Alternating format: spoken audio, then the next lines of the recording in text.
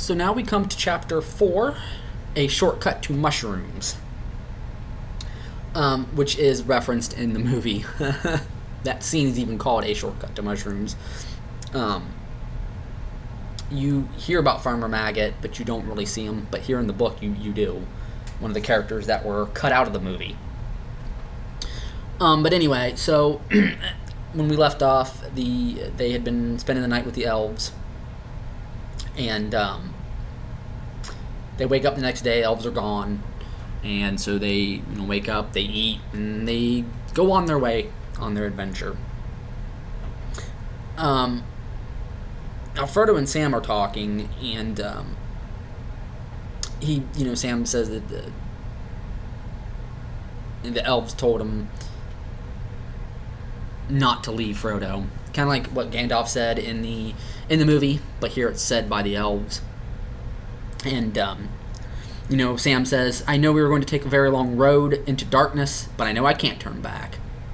I have something to do before the end, and it lies ahead, not in the Shire. I must see it through, sir, if you understand me."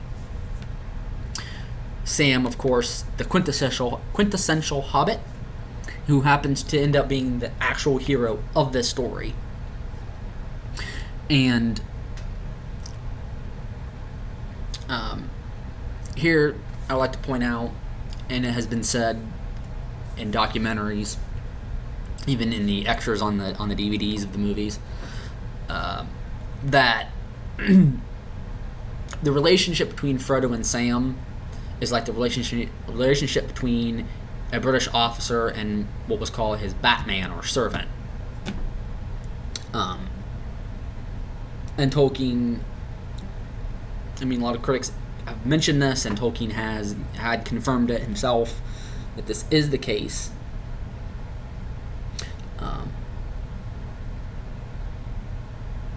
Here in the Reader's Companion, it says, "He is a loyal servant and has a personal love for Frodo, but also a touch of the contempt of his kind, moderated to tolerant pity for motives above their reach. His attitude towards Frodo is slightly paternal, not to say patronizing, but his protectiveness is largely forced on him by circumstance after Frodo is injured on Weathertop." Book 1, Chapter 11, and takes on the heavy burden of the ring. Book 2, Chapter 2, which we will discuss that when we get there. But, anyway, they leave Woodhall, and as they're walking, of course, they do walk down a hill, and they look behind them, and they see a black rider behind them. And then later on, they start singing a song, and ho ho ho to the bottle I go, and they begin to sing it a second time, but they start with ho ho ho very loudly, and they hear what is described as a long drawn wail, like the cry of some evil and lonely creature. This is, of course, the cry of the Nazgul. As is mentioned in the Silmarillion, the Ringwraiths, or Ulairi, cried with the screams of death. Or, it says here, and they cried with the voices of death. And there's an answering call as well.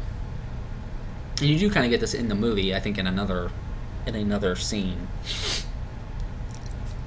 And you definitely do hear them a lot in the movie screaming. So you can imagine in the book, when you're reading it, you can just imagine that happening too, whenever they encounter the Ringwraiths. They do talk a lot more in this book than what you see in the movies, and of course we'll get to that when we get there.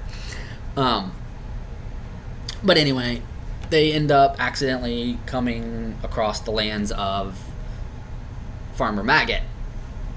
And a character that you hear of and see in the movie, well, you don't really see him, you just hear him when he's chasing them, and Frodo, Sam, Merry and Pippin, after Merry and Pippin, show up, and he chases them off. They fall down that hill, all that. That doesn't happen here in the book. And of course, he has these 3 dogs, and they run out, and but they recognize Pippin, not Sam, and they probably remember something about Frodo, because Frodo does say here that when he was young, he had trespassed on Farmer Maggot's land, and Farmer Maggot told the dogs to see him off, and he never comes back again. Get him. But Frodo's an adult now, and Farmer Maggot not upset about that anymore.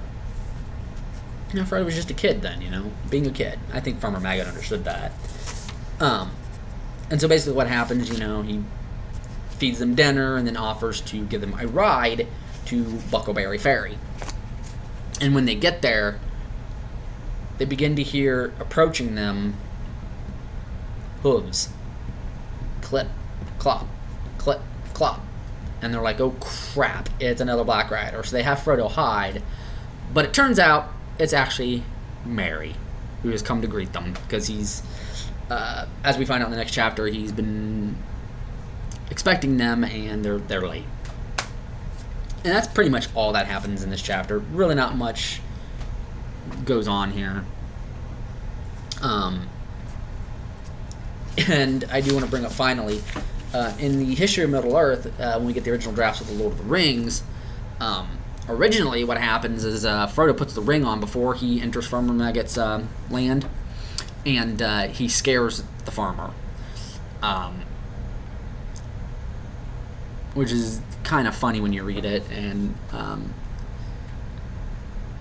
but Tolkien changed that, and I would say for good reason. But anyway, yeah. So that's it for this one.